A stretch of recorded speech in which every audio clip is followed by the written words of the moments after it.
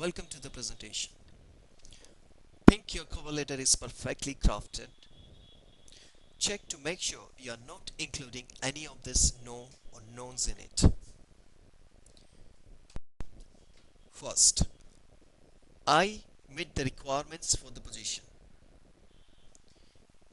You see, hundreds of candidates will meet the requirement for the position, and that is not enough to get your second look. You want to explain why you are an excellent candidate, not just an adequate one. Second, I am hardworking and a great communicator, and probably a team player and an independent self-starter too. These are cliches that cause hiring managers' eyes to glaze over. Worse, they don't convey anything of substance. The fact that you have accessed yourself as these things will hold no weight whatsoever with employers who prefer to access these things for themselves. Third, I'm a visionary leader, but not very humble, apparently. If you are truly a visionary leader or a master communicator or whatever other break you are tempted to make, it should be evident from the accomplishment you have listed on your resume. Proclaiming this about yourself comes across as well or weird.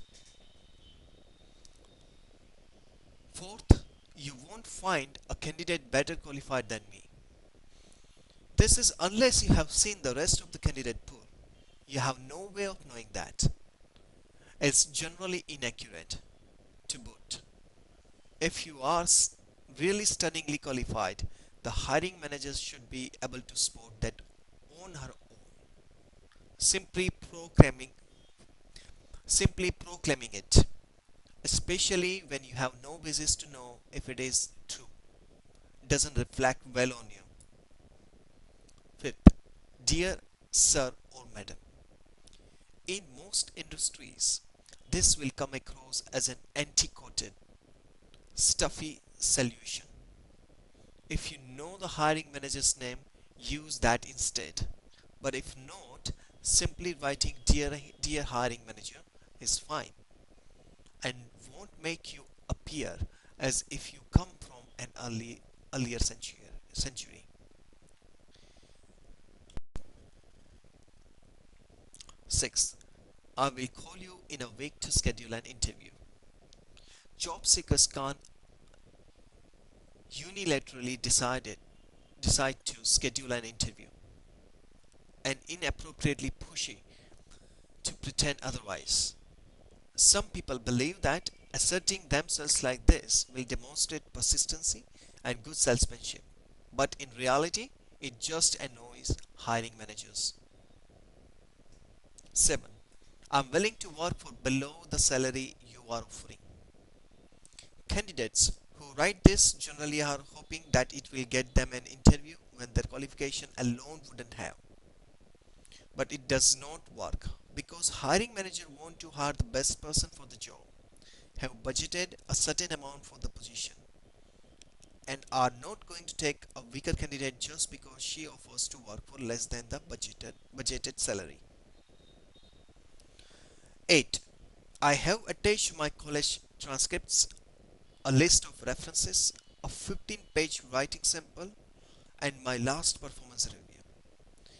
Unless the job posting specifically asks for these items, don't include them. At this stage, employers just want a resume and a cover letter. Don't overwhelm them with the items they haven't asked for and might not want. Wait until you are progressed further in the process and then ask if they would like these items.